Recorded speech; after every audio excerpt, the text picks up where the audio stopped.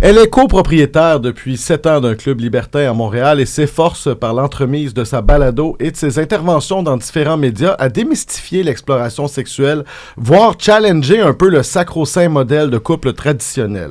Elle vient nous voir en marge des 20 ans de la légalisation de l'échangisme au Canada. Bienvenue André Allard, ou plutôt Madame André. Madame André, Madame merci. André. Bonjour Hugo.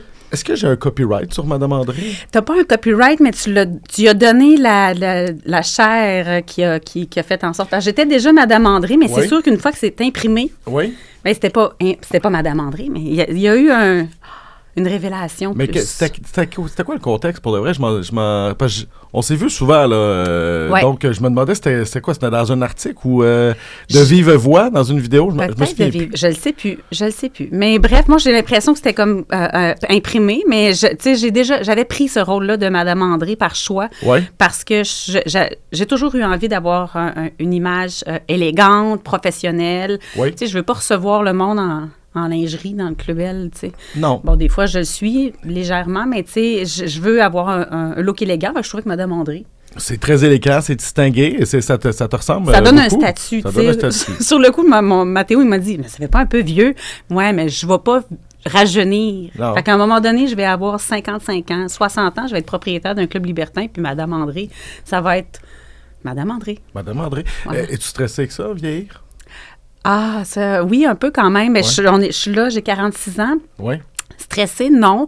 Je tente désespérément de prendre soin de bien vieillir Oui. pour être encore en forme. Tu sais, on se voit, là, la machine est moins performante qu'avant. Mais je trouve que la société évolue. Tu sais, à 46 ans, ma mère, quand elle avait 46, 47 ans, c'était une maman. Là. Elle avait sa coupe de cheveux de maman. Court, ouais, c'est Elle ça. avait punché sa carte un peu de tu sais, je trouve qu'aujourd'hui, il y a un revival des femmes dans cinquantaine. Les époques changent. Là. Oui. Je sais pas, puis je parle pas juste physique, je pense mentalement. Tu sais, on dirait que la charge mentale est partie. Les sais gens ont le pas. goût de s'amuser. Mais puis au-delà de ça, parce qu'on peut parler de libertinage pendant l'entrevue, le milieu libertin donne un peu cet élan-là de garder, de se garder un peu, pas jeune, mais de se garder dans notre meilleur, de se garder encore accessible et en pleine possession de ses moyens. Oui, oui. Non, on parlera pas de libertinage. Je voulais parler vraiment de vieillir et parfait. de la croissance personnelle. Ah, merci, c'est ouais, parfait. ça, Ben, le comme New ça. Age, c'est très... Ouais, c'est- les c'est cristaux. ça. As-tu des cristaux? J'en ai plein. Ah, pour vrai? Es-tu je me suis même astrologie et tout ça? Pas astrologie, mais je me suis même fait offrir par une personne avec qui j'avais fait, c'est ça, un balado, Oui. un dildo en quartz. Pour vrai? En quartz? Quartz. Donc, ça a des vertus... OK, parfait. Quand c'est inséré, c'est très puissant. Ça existe. Ça existe. OK. Ben là, Il y a moi, un marché. j'ai pas ça, là. Fait que tu vas être déçu. Tu vas c'est Je n'ai pas de dildo en cristaux, non, c'est correct. j'ai rien. OK, parfait. C'est correct. Je vais juste me contenter d'excellentes questions. Exactement. Ça, c'est un C'est bon parfait. deal. OK. Mais bon, le 21 décembre 2005, la Cour suprême du Canada tranchait sur le fait que les clubs échangistes qui existaient alors à Montréal n'étaient pas des maisons de débauche, légalisant les activités qui s'y déroulaient. Explique-moi un peu, c'est quoi? Là, on est vraiment dans les 20 ans. Je pense que la diffusion de notre balado va tomber pile poil. Ouais. Qu'est-ce qui a changé cette journée-là? Qu'est-ce qui a changé? Bien, c'est sûr qu'avec c'est la décriminalisation. Oh, ouais, ça, c'est Il est le mot. tough. Il est tough. Moi, c'était Je reprends. Avant, j'avais fait quelque chose Je sur vais la prendre un- désinstitutionnalisation. Je l'ai. Mais C'est vas-y, ça. avec la. La décriminalisation. Oh, c'est bon. Boy. Donc, ça a été décriminalisé. Je l'ai dit 2 fois dans Ah ouais. la même 30 secondes. Non, C'est ça parfait. Donc, qu'est-ce que ça l'a changé? Mais ça l'a enlevé le côté honte que les gens pouvaient avoir, ou en fait, la peur de se faire pogner par la police, parce que c'était ça qui arrivait avant. Ouais. C'est que la police, avant 2005, ouvrait les portes de ces maisons-là pour arrêter les gens, pour les sortir honteusement, Ouais. pour leur donner des amendes. Puis comme il n'y avait pas, c'était pas illégal, ce n'était juste pas légal. Ouais. Il jouait un peu sur la ligne de. C'était un coup de dé, là. Ça se peut qu'à soir, la police débarque. Exactement. Ouais. Puis, tu sais, la police savait pas trop quoi faire avec ça parce qu'en fait, c'était pas illégal, mais c'était pas légal. C'était classé comme immoral et de la grossière indécence. À partir du moment où c'est plus de la grossière indécence, parce que c'est légal dans un endroit, dans un club privé avec des règles, ben les gens ont le droit de s'épanouir dans ce genre de relation-là. Depuis. Tu dois te rappeler, comme moi, il y avait eu à un moment donné une du Journal de Montréal, moi qui m'avait marqué à l'époque, puis je connaissais absolument pas ce milieu-là. Moi, je me suis intéressé par après, justement, je commençais comme journaliste, et c'était le front du Journal de Montréal. 2018, oui. Les gens en serviettes dehors, puis c'était vraiment, les gens étaient arrêtés, puis c'était comme, c'était une descente dans le club, je pense, l'orage. C'était l'orage, oui. Et donc, tous ces gens-là avaient comme crime d'avoir fait de la sexualité en groupe, mais ils étaient sur le front du journal, c'était quand même intense. Fait qu'on est parti de là quand même, donc c'était important, j'imagine, de légiférer là-dedans. Un peu quand même, puis c'est sûr que le combat que Jean-Paul Labailly a fait de 2018 à 2005 a changé complètement tout ce qu'on peut faire dans le milieu libertin après. Lui, Jean-Paul Labailly, c'est lui qui a porté, dans le fond, cette cause-là devant les tribunaux. Oui, exactement. Lui était propriétaire de l'orage. Mm-hmm. Lui, on l'accusait, dans le fond, de tenir quoi, une maison de débauche? Une maison de débauche, oui, c'est ça, exactement. Puis ça allait loin, là, dans les... Tu sais, moi, j'ai pas le dossier complet en tête parce que c'était pas ma bataille, mais, tu sais, c'était immoral, il y avait presque de la traite humaine dans ces choses-là. Fait que c'était rendu que... C'était très mal vu par le public. Ouais. Donc, lui, il s'est battu là-dedans. Il a perdu 2 fois, je pense, dans son parcours, puis pour se rendre en Cour suprême pour gagner la cause. C'était pas ta bataille, André, mais aujourd'hui... Je récolte... Tu récoltes un peu les effets positifs de cette bataille. Beaucoup. Oui, Qu'est-ce qui a changé depuis? Bien, ça nous a permis... C'est sûr que ça nous a permis d'ouvrir un club libertin, Mathéo et moi, il y a 7 ans. Puis ça le permet à d'autres. J'encourage pas les gens à se partir en club libertin, by the way.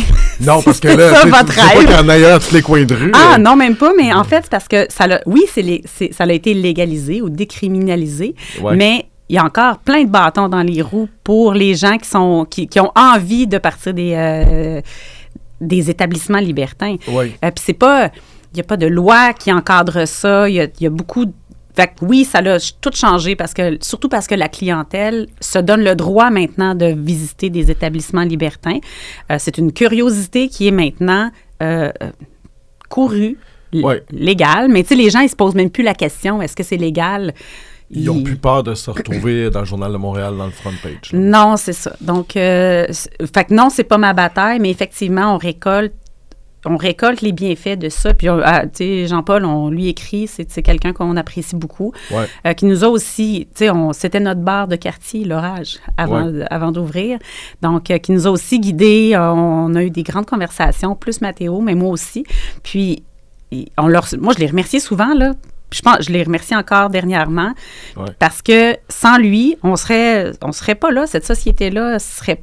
Bien, on aurait peut-être trouvé une autre manière, mais c'est sûr qu'il s'est battu dans une époque reculée, où est-ce que c'était pas encore une idée qui était en train de poindre dans la tête des gens. Fait qu'il est allé complètement à contre-courant. Et finalement, vous autres aussi, même quand tu disais tantôt, je ne vous conseille pas aux gens de partir un club, même si c'est légal, on va y revenir tantôt, mais dans le documentaire que vous avez présenté sur vos 7 ans, on voit que vous avez eu le vent d'en face, vous autres aussi. Ça n'a pas été facile de mener à bien ce projet-là, puis il y a eu une pandémie en chemin, qui a quand même un petit peu... un petit grain de sable dans l'engrenage. Mais qu'est-ce que, tu sais, aussi, avant, qu'est-ce qui a changé dans la clientèle ou dans la perception de la population? Je sais que moi, quand j'ai commencé à m'intéresser à ça, faire des reportages là-dedans, je faisais juste en parler à des collègues. Dans ce temps-là, j'étais à la presse, puis vraiment, la première réaction, c'était « Wesh, c'est dégueulasse ».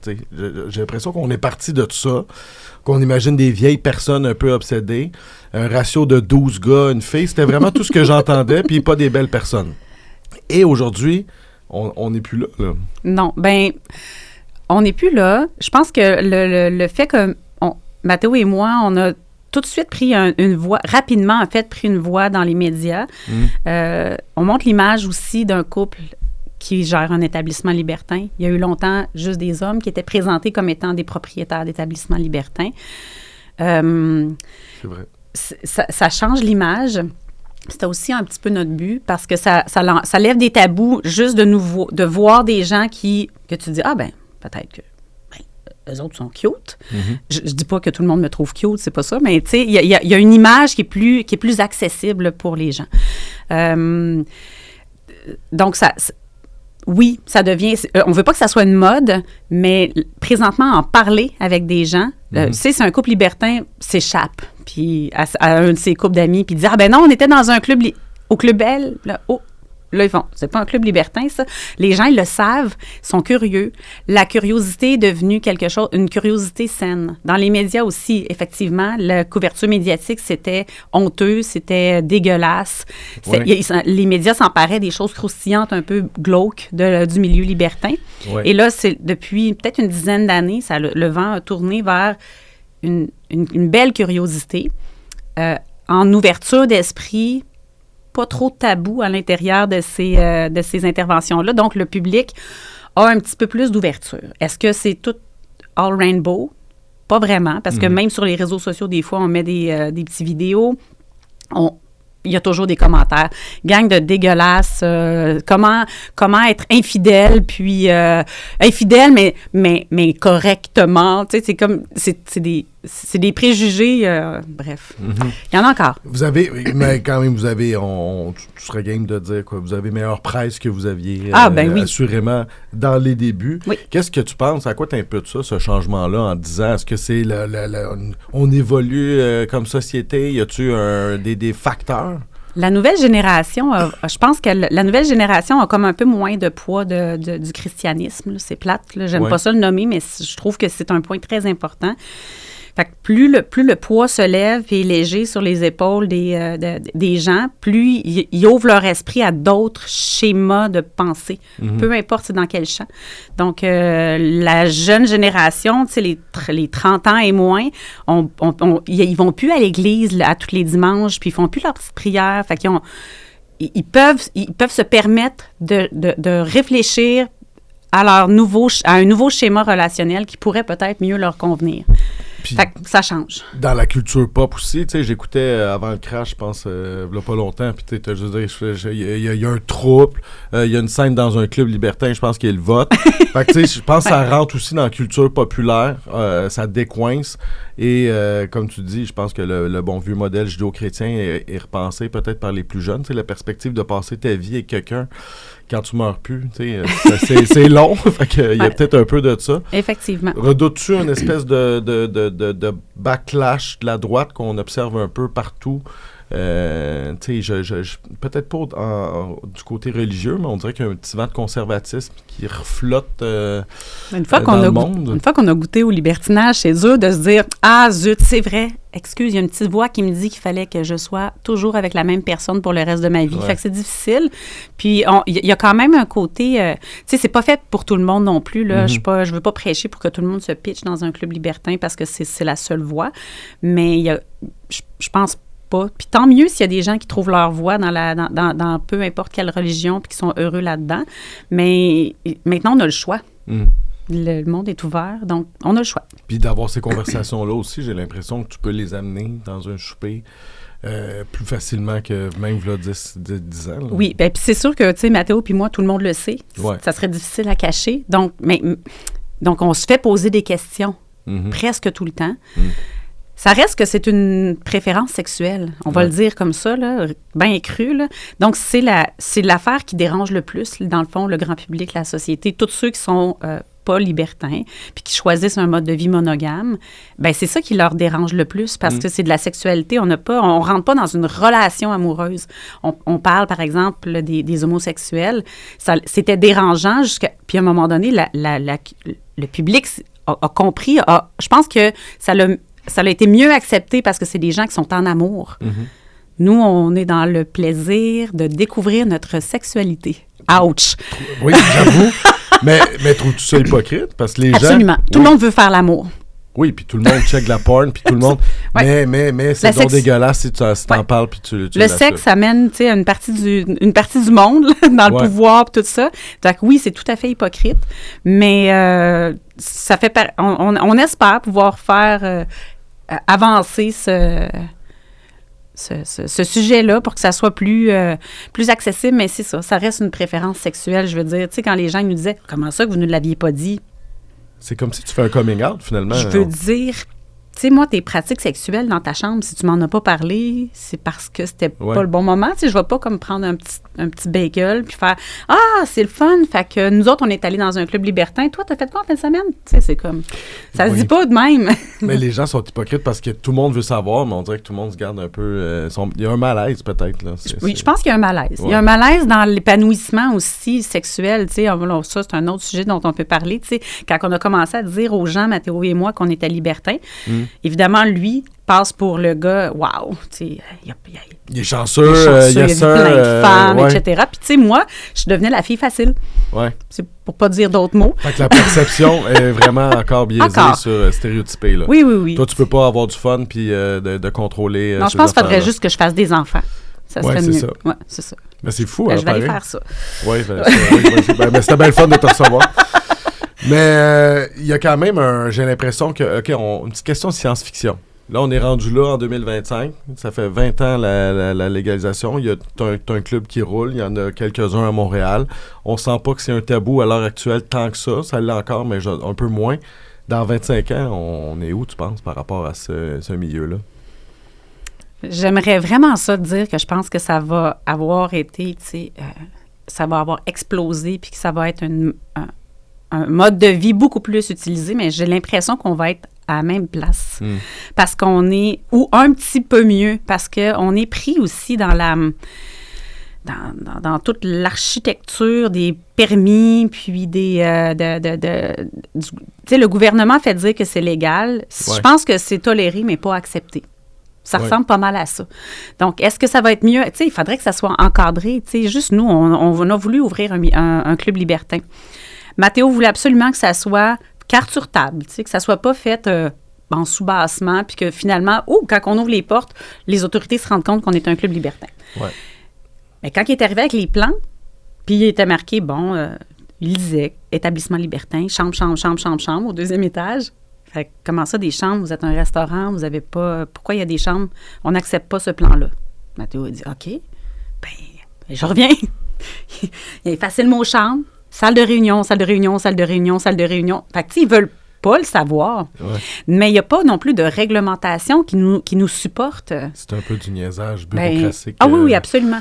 Fait que, moi, j'aimerais ça qu'il y ait des choses qui nous supportent, qu'il y ait, tu sais, qu'on soit... dans l'obligation, qu'on ait des obligations à remplir comme les autres détenteurs de permis, tu sais, une obligation d'éducation au consentement, un encadrement à l'intérieur, mais il n'y a pas d'encadrement. Mais là, est-ce que je veux qu'il en fasse un encadrement? Je pense pas, parce que ça va être des gens qui ont jamais mis les pieds dans un club libertin, qui vont encadrer. Fait que dans 25 ans, d'après moi, je vais être à la retraite sur une plage lointaine. Ah oui? Ça serait... Ou sur un bateau, tu sais. OK. En tout cas. 25 c'est déjà ans. ton plan. 25 ans. Ça va vite. Oh oui. Mais écoute, parlons-en tout de suite. Quand vous avez démarré votre projet, vous avez fait un petit documentaire récemment qui a été diffusé sur l'histoire de votre club qui a 7 ans. Et on voyait que ça a commencé plus rough. Moi, je ne savais pas, mais ça a commencé avec une idée de Mathéo, de ton conjoint. Et vous travaillez les deux dans vos affaires. Je pense que lui était en finance. Toi, tu étais, je sais pas, en restauration. Et lui est arrivé avec un projet de convertir une caisse populaire en club libertin. Et ça s'est rendu jusqu'à ce qu'il fasse une grève de la faim. Ça, je savais pas. Mais donc, ça a été tough tout le long là, de faire approuver ça. Là. Oui. Même si c'était légal là, aux yeux de la loi. Là. Oui, puis tu sais, ça rentre dans des zones, il y a des zones grises, puis eux autres, tous ceux qui veulent nous donner des permis, en fait, veulent pas, s'accrochent aux zones grises pour faire en sorte que ça fonctionne difficilement. Il n'a pas fait la grève de la faim. Quand il m'a appelé et m'a dit « Je reviens pas à la maison, je vais faire la grève de la faim », j'ai dit « Tu me niaises? Viens-t'en. » on est capable de gérer, tu sais. Puis Mathéo, il y a un lion en lui, fait que le lion s'est calmé un petit peu, puis il est reparti. Mais ça a été ardu, vraiment. Fait que ça pourrait être sur le plan vraiment moral, plus que on cherchait des poux parce que finalement, c'est quelque chose un peu qu'on voulait, comme société. Il y avait un jugement qui teintait peut-être ces décisions-là. Je ne veux pas te prêter des mots, là, mais j'ai l'impression qu'un autre établissement, ça aurait été une lettre à la poste. Là. Absolument. Ouais, je pense que oui. Puis tu sais, c'est à la municipalité aussi.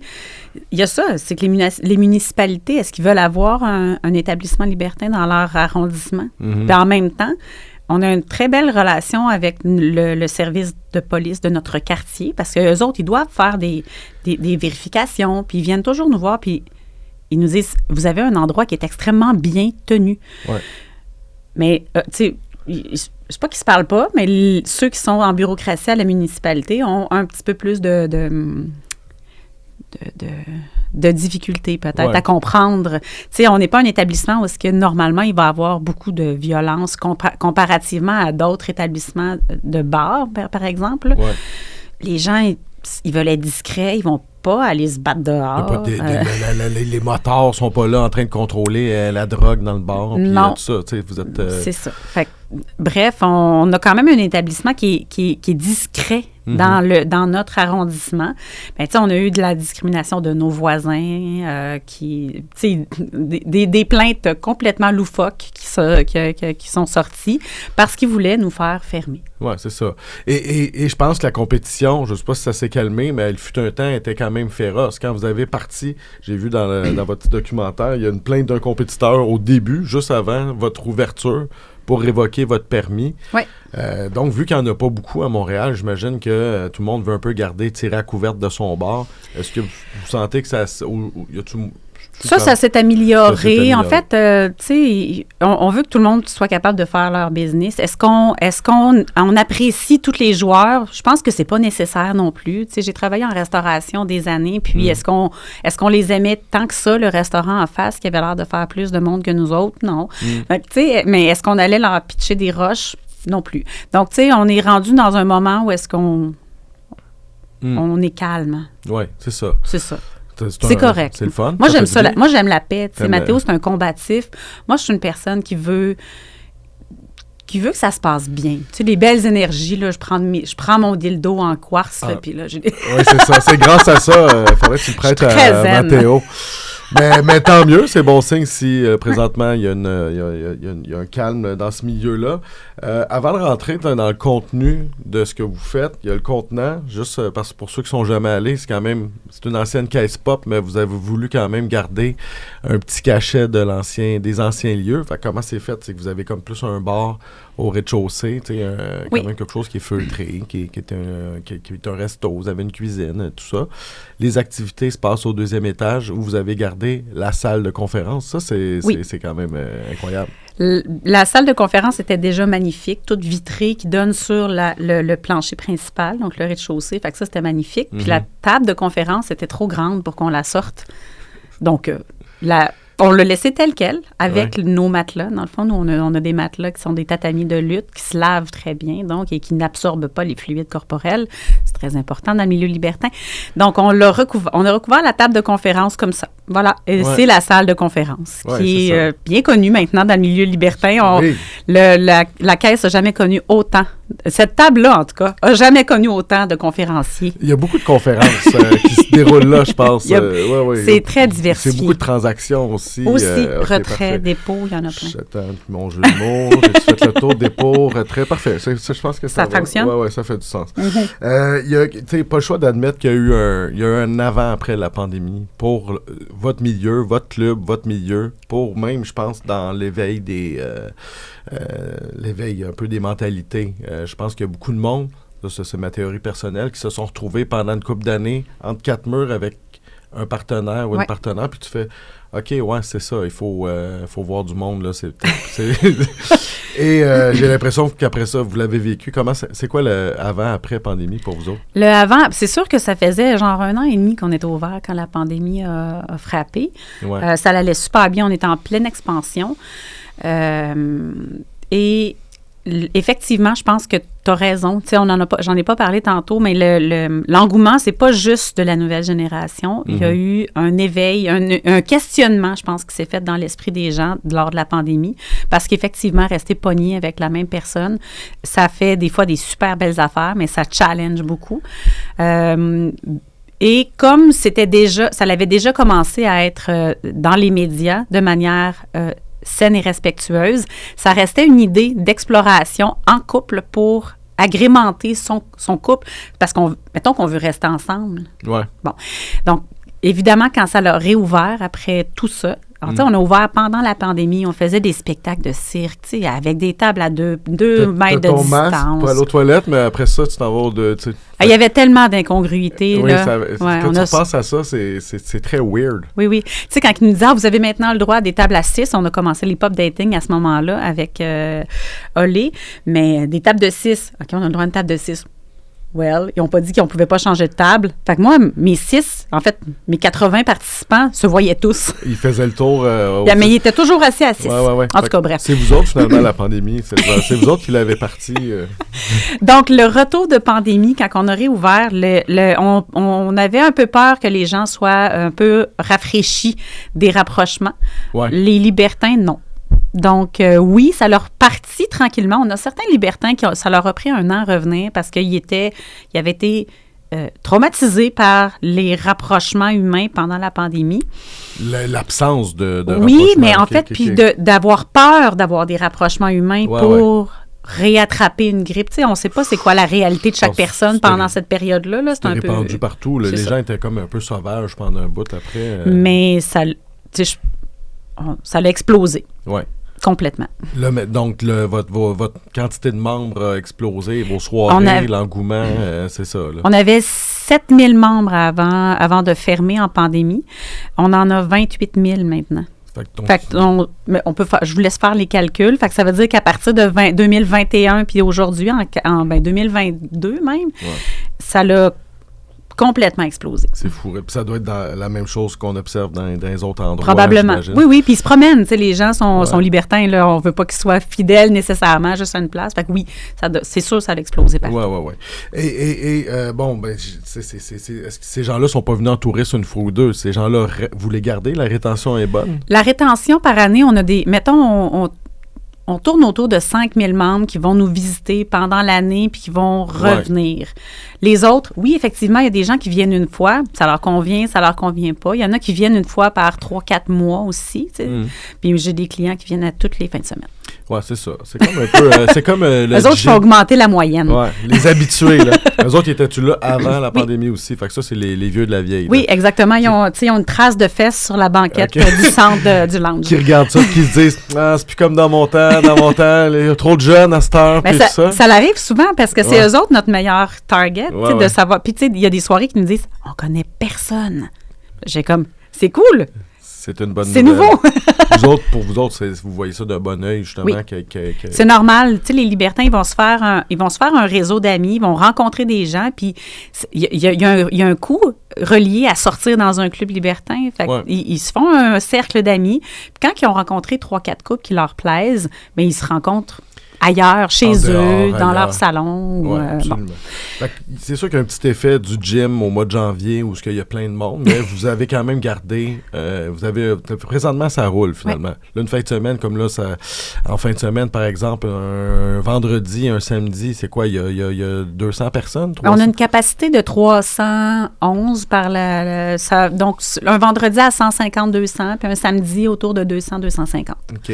Ça ressemble à ça. Là, la grande question, puis tu n'as pas le droit de dire « Ah, c'est un peu un éventail de tout le monde. » Tu sais, plus précis, c'est qui traîne là? C'est qui votre clientèle? On a une clientèle quand même élégante. Tu sais, mettons, en moyenne d'âge, je vais commencer par ça, Non, on veut tous leurs noms, en fait. Ah oui, c'est ça. Je vais vous sortir la liste. Ça sera pas long. Tu sais, une moyenne d'âge de 35-50 ans, à peu près. C'est qui? C'est plate, mais je vais répondre ta réponse que tu voulais pas que je réponde. On a vraiment un éventail, mais on a le Club Bell attire des gens qui sont élégants, chics, tu sais, puis juste de rentrer dans la place puis de voir comment c'est fait, les gens s'habillent bien. Fait qu'on a une clientèle... Oui, puis c'est pas donné, là. Fait qu'il y a un petit écrémage aussi. Effectivement. Il faut que tu aies un peu les moyens. Oui, puis on est ouvert 2 à 3 soirs par semaine. Fait qu'il faut qu'on paye nos trucs. Tous les clubs libertains, on est dans le même bateau, là. Il faut qu'on paye notre électricité, notre loyer, tout ça. Donc, un établissement de restauration qui est ouvert juste 2 à 3 jours ou qui fonctionne Bien, c'est sûr qu'il y a un coût, mais en même temps, on est un club privé, donc il y a des abonnements qui doivent être nécessaires. Quand vous avez parti votre club, c'était pour répondre à un manque que vous ne trouviez pas dans le milieu. Qu'est-ce qui manquait? Qu'est-ce que vous aviez qu'est-ce que vous avez cherché? L'offre qui était proposée à ce moment-là était une offre de party, de discothèque. Oui, c'était des lieux de rencontre, mais il manquait un petit lieu où est-ce que... Tu sais, on a eu déjà, il y a eu un restaurant libertin qui était parti, genre, sur Mont-Royal. C'était pas vraiment libertin, là, mais c'est pas grave. En tout cas... Un restaurant, mais il se passait rien, là. Non, exactement, c'est ça. C'était du réseautage, là. Genre. Fait qu'il manquait cet établissement-là qui mixait un côté resto-lounge chic, élégant, où est-ce que si tu es assis avec des gens puis que tu parles de tes désirs puis de tes limites sexuelles, la table à côté va pas comme capoter. Donc, d'avoir ce lieu-là ouvert, un lieu chic, puis qui se transforme que l'ambiance se transforme tranquillement vers une ambiance un petit peu plus festive pour pouvoir, et avec l'option de monter au deuxième étage. Fait qu'il n'y avait pas ça. Tu sais, il y avait des beaux lieux, là. C'est pas parce que c'était juste glauque avant, c'est juste parce que c'était beaucoup plus axé sur une rencontre de type discothèque. Oui. Puis vous avez voulu pimper avec des thématiques puis tout ça, tu sais, de bonifier l'offre. Dans le fond, les gens, ils sont pas obligés d'aller là puis baiser. Ils peuvent aller voir un spectacle, ils peuvent aller voir de l'impro, ils peuvent aller... Fait que ça a été amené progressivement. Ça, j'imagine qu'il n'y a pas ça ailleurs, un spectacle de cirque, là. Bien, les autres ont commencé à suivre un peu la voie, puis c'est correct et naturel, dans le fond, là, quand on commence quelque chose, puis c'est des bonnes idées, évidemment, tu essaies d'en tirer un peu parti. Fait que c'est ce qu'on fait, nous aussi, dans d'autres sphères. Bien oui, tu sais, quand Mathéo a vu le lieu, le plafond super haut, il y a de la place pour faire de l'aérien, de l'animation. Puis la communauté libertine est une communauté comme les autres. On a fait une soirée de jeux de société dernièrement. Ah oui? Tu sais, on fait des soirées les jeudis où le deuxième étage n'est pas ouvert. Donc, les gens n'ont pas besoin d'abonnement, mais c'est un lieu pour se rencontrer. Tu sais, on fait des soirées de femmes, où est-ce que le deuxième n'est pas ouvert encore. Mais là, je pense qu'il va falloir qu'on l'ouvre parce que les femmes sont chaudes quand ils sortent ensemble. Oui, le deuxième, quand tu dis ça, pour ceux qui ne savent pas, c'est que c'est la là pièce que ça de se jeu. passe. C'est la salle de jeu. Hein, c'est ça. Oui, c'est l'étage pour les jeux libertins. Mais, OK, fait que ça, c'est fermé des fois. Fait que c'est en fond, c'est une petite communauté aussi. Les gens réseautent, puis c'est peut-être ça. Tu sais, quand tu parlais tantôt du pop dating, ça, c'est un speed dating de couple. Oui. Là-dessus, je pense qu'aussi, vous vous démarquez avec le côté pas de gars tout seul, tu sais, qui est un turn-off pour bien des gens à d'autres endroits, où ce que tu peux avoir un ratio de plusieurs messieurs pour une madame. Ça, je pense que vous autres, vous voulez pas ça, là. Ben non, puis en fait, on avait déjà, quand on a commencé, on avait un jeudi par mois qu'il y avait des hommes seuls, mais après la pandémie, on n'a pas repris ça, puis parce qu'on voulait... C'est compliqué. C'était compliqué à gérer. On voulait gérer un petit peu que le ratio soit bon.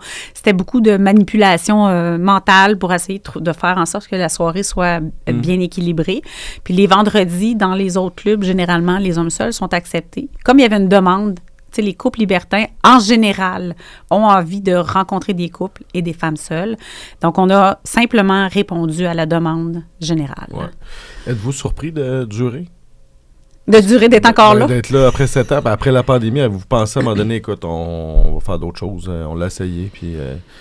Non, on n'est pas je ne suis pas surprise qu'on soit encore là. Puis ça va de mieux en mieux. Les choses se placent tranquillement aussi au niveau de la paperasse administrative, mais les gens sont là, donc c'est pas, je suis pas surprise pantoute. Toi, tu étais en restauration, là, tu te retrouves en gestion. C'est une nouvelle corde, mais c'est beaucoup de, tu sais, vous êtes là la fin de semaine, le soir, fait que dans le fond, c'est quand même demandant, puis c'est un X que vous faites sur vos fins de semaine en même temps, j'imagine. Que vous Et sur le libertinage, un peu quand même. Oui, c'est ça, exact. Fait que là, tu c'est ça. Fait que c'est un petit sacrifice pour la cause. Pour la cause. Ben oui. Cligne des yeux si t'es en danger présentement. Ben oui, c'est sûr que c'est un investissement de notre temps.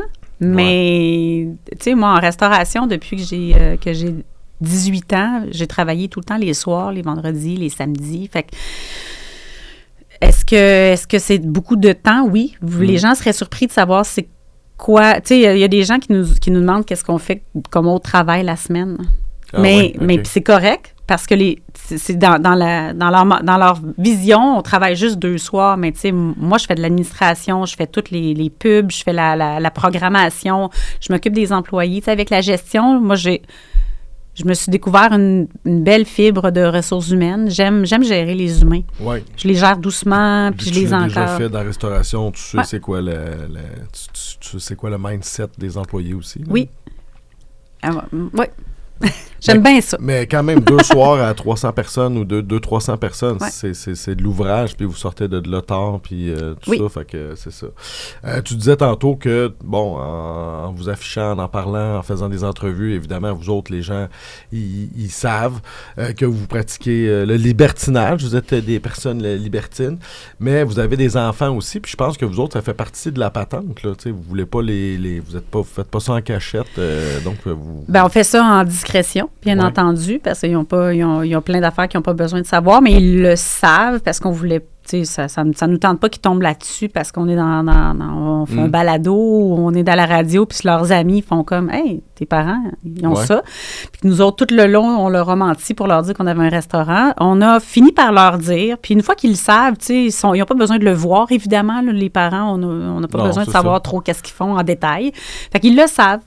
Okay. Puis, ils savent que c'est un mode relationnel qui existe, puis que nous, c'est ce qu'on pratique, mais ils sont pas témoins de personnes qui viennent chez nous, quoi que ce soit. On garde ça dans la discrétion. Ça fait partie, justement, du côté de faire tomber les tabous entourant ça, d'en parler, puis de ne pas se sentir oui, puis tu sais, il y a des gens, des fois, qui voient ça de manière outrageuse parce que les enfants le savent. Mm-hmm. Mais en fait, c'est comme d'autres choses. C'est qu'ils n'ont pas à savoir les détails.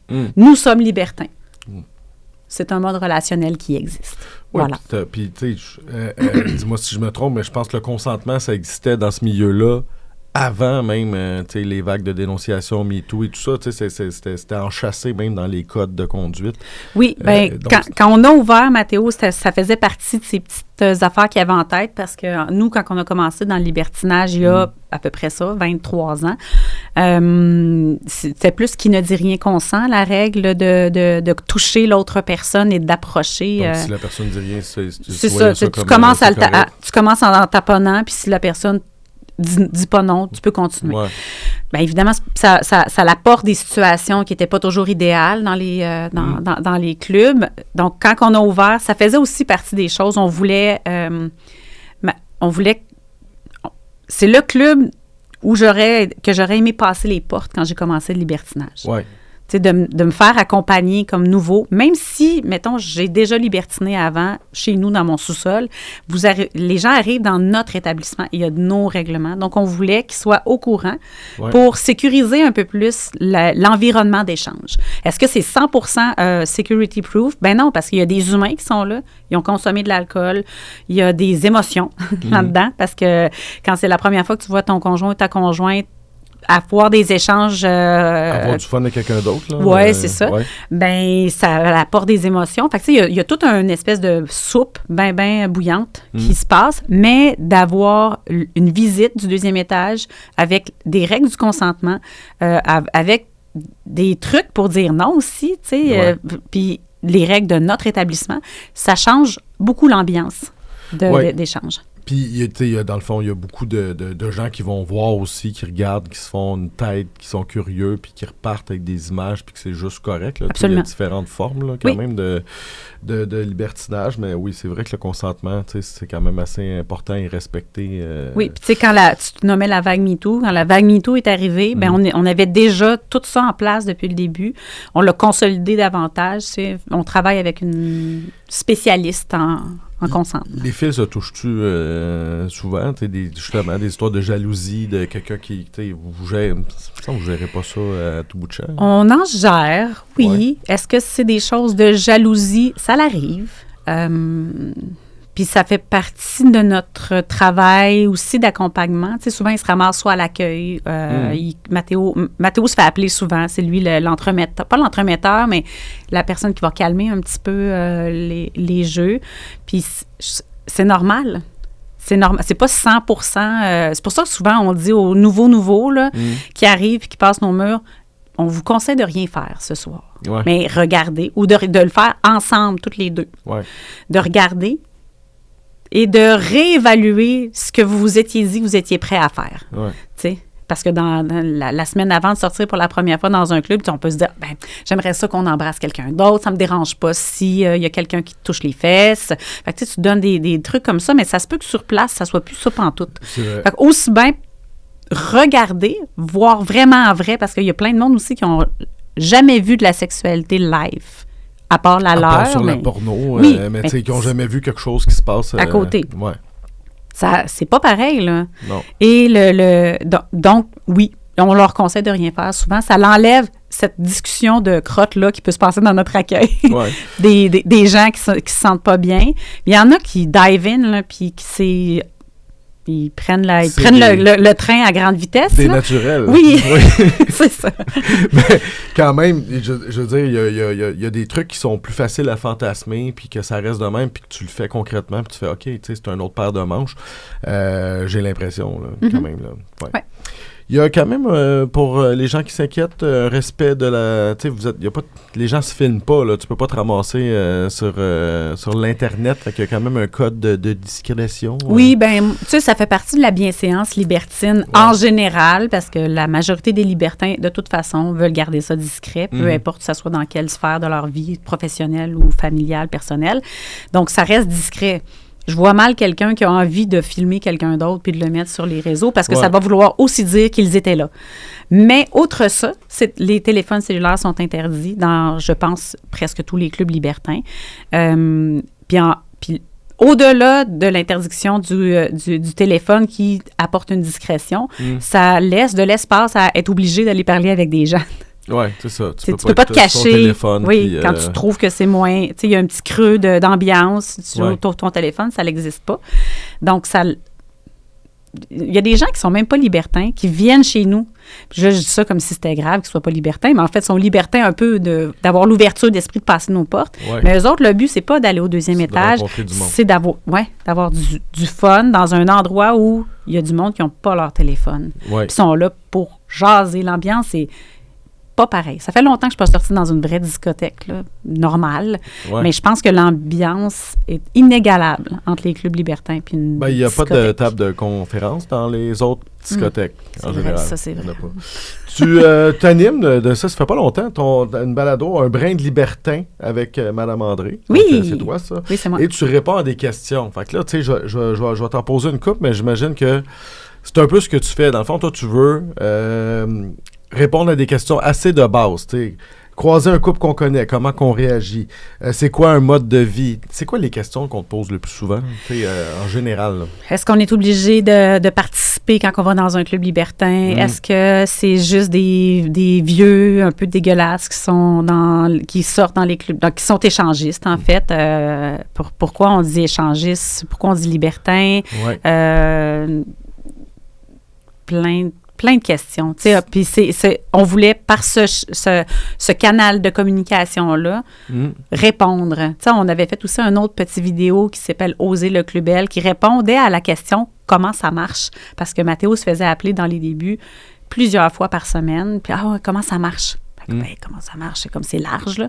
Donc, on a fait une vidéo. Fait que c'est sûr que ce média-là, pour faire de l'éducation puis répondre à des questions, est hyper accessible. Les gens c'est le fun. Là, c'est des petites crocs, c'est des petites capsules qu'on fait. Puis on a choisi d'y aller sur TikTok et sur Instagram pour aussi aller répondre à la jeunesse, puis à essayer d'avoir un range assez étendu. La jeunesse qui répond présent, j'ai l'impression. Vous faites des soirées 40 ans et moins qui sont très populaires. C'est des soirées très populaires. Donc ça, c'est quoi? C'est des vrais couples? C'est des fuck friends? C'est des amis? C'est en général, c'est des vrais couples. Ouais. Puis il y en a aussi, oui, qui viennent... c'est des amis, mais ils restent ensemble parce que... Ah ouais. Voilà. Ils peuvent explorer, absolument. Ça pogne. Fait que ça, c'est... Ouais. Il y a différents... Donc, tu viens d'en parler, mais c'est pour ça qu'on ne dit pas un bar échangiste. C'est pour ça que vous insistez beaucoup sur le côté libertin. Oui. C'est que l'échangiste, c'est une des patentes, mais il y a plusieurs... C'est quoi les sortes?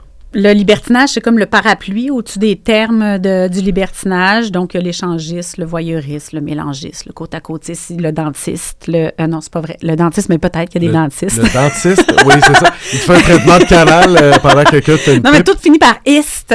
Ouais. Sinon, les exhibitionnistes. Ouais. Puis après ça... Il y a le candolisme, fait que c'est beaucoup de ismes. Ouais. Puis il y a le parapluie, qui, des fois, faut pas les mélanger. Il y a le polyamour, qui est généralement pas en dessous du libertinage, qui est un parapluie en soi, à côté, sur les relations non monogamétiques. Oui. Puis vous autres, vous mêlez pas de ça, là, vous voyez des gens qui font des affaires, tout ça, c'est pas votre rôle d'aller... faire de la gestion d'estrade. Oui, c'est ça, exactement. Il me semble que t'es pas supposé, t'es pas assez... Ouais, c'est ça. Non, dès que les gens montent, c'est des relations consentantes qu'ils ont ensemble. Ouais. Ça leur appartient. Nous ne sommes pas responsables de savoir s'ils ont bien mis leurs limites puis qu'ils respectent bien les limites des autres. Il faut un peu que ça leur appartienne. Vous avez des soirées un peu plus, mettons, kinky, ces trucs-là. Donc, et des thématiques. Moi, j'aime bien les primés léopards. Fait que des léopards. Ouais. On a des soirées. Qui pense à ces thématiques-là? C'est toi?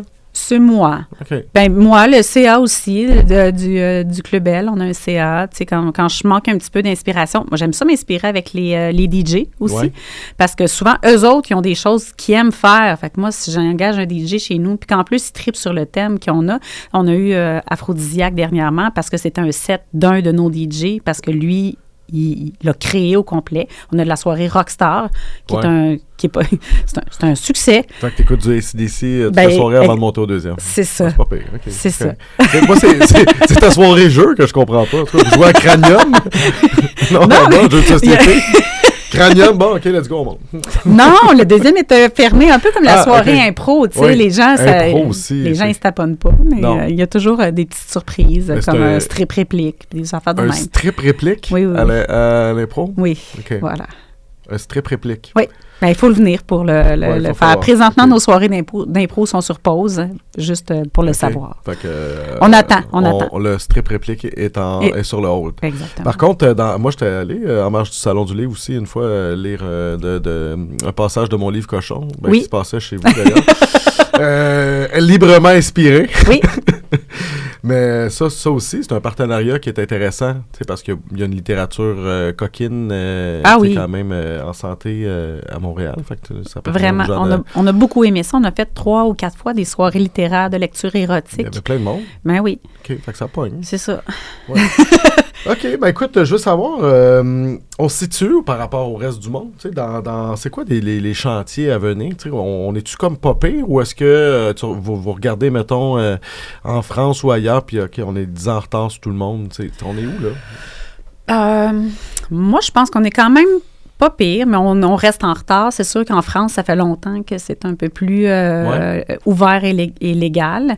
Fait que, tu sais, on dirait qu'eux autres, ils ont une liberté d'expression sexuelle qui est beaucoup plus large. On est en avant de plein d'autres pays. Oui. Quand même, parce que c'est très rétrograde ailleurs. Donc, on reste quand même, je pense qu'on est dans le game.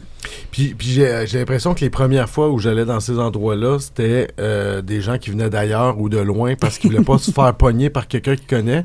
Et là, j'ai l'impression que vous avez du monde qui vient du coin. Là, fait que c'est moins... Les gens rentrent plus là en courant pour être sûr de ne pas se faire voir. Avec leur capuche. Avec un journal. Mais tu sais, c'est ça. Fait que ça change, j'imagine, beaucoup aussi. C'est pas juste, genre, on fait ça juste dans le sud, là. C'est-tu le cliché que le gars, tu sais, qui a une forte libido puis qui veut vivre des expériences, qui traîne sa blonde, on n'est plus là pantoute non plus. Là.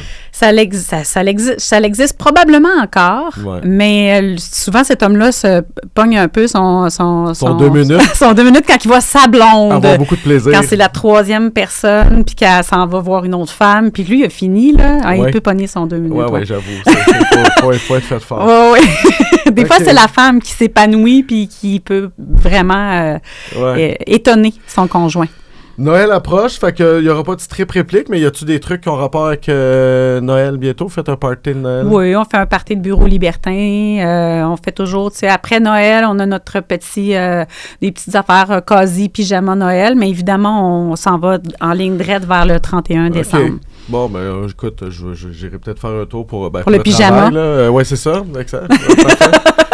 C'est pas pire. J'ai-tu bien fait ça? Ben, je pense que oui, merci. Bon, d'autres choses Non, je pense pas mal ça. J'ai fait le tour de mes questions. Bon, merci infiniment d'être venu nous voir dans nos studios. Ça me fait plaisir de découvrir ton espace, comme tu as découvert déjà le nôtre. Oui, tu vois, nous autres, on n'a pas un deuxième étage, on a un bunker dans le sous-sol. C'est pas pareil. Notre salle de conférence est peut-être c'est petit. Peu plus petit. Oui, c'est ça. Je suis pas sûre que je ferai une conférence là-dessus. Non, c'est ça. OK. Merci. Merci, Hugo.